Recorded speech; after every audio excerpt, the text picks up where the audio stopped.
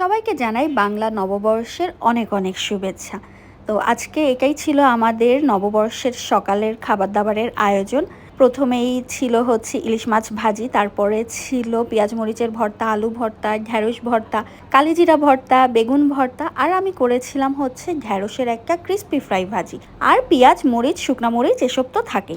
কথা হচ্ছে সবাই তো নববর্ষে পান্তা ভাতটাই বেশি খেয়ে থাকে, কিন্তু আমাদের বাসায় আমরা কেউই পান্তা ভাত খেতে পারি না, সেজন্য আমাদের বাসায় গরম ভাতই চলে। আমি প্রথমে একটু ভর্তা দিয়ে ট্রাই করে নিচ্ছিলাম, সব রকমের ভর্তাগুলো একটু ট্রাই করছিলাম, কিন্তু আমি ইলিশ মাছ খাইনি। আমি ইলিশ মাছটা শুধুমাত্র প্লেটিং এর জন্যই নিয়েছিলাম, এরপরে উঠিয়ে রেখে দিয়েছি কারণ আমার প্রচণ্ড অ্যালার্জি হচ্ছে, এজন্য ইলিশ মাছটাও আমি উঠিয়ে রেখে দিয়েছি এবং পরে বেগুন ভর্তাটাও উঠিয়ে রেখে দিয়েছি। এবং এরপরে আমি খেয়ে নিয়েছি হচ্ছে ঢ্যাঁড়সের এই ক্রিস্পি ফ্রাইটা।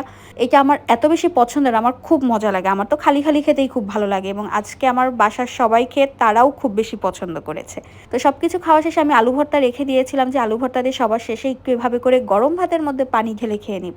পান্তা ভাত খেতে না পারলেও গরম ভাতের ভিতর এভাবে করে আলু ভর্তা দিয়ে মেখে বা ডিম ভাজি দিয়ে মেখে খেতে কিন্তু খুবই মজা হয়। মানে এর সাথে একটু পানি নিলে আর একটু মরিচ, যে শুকনা মরিচটা মেখে ঝাল ঝাল করে একটু লবণ দিয়ে আর একটু পানি দিয়ে তার সাথে একটু লেবুর রস দিয়ে মেখে খেয়ে কাঁচা পেঁয়াজ দিয়ে কচকচ করে চাবায় খেতে, উফ কি যে মজা! আলহামদুলিল্লাহ এত সব আয়োজনের জন্য।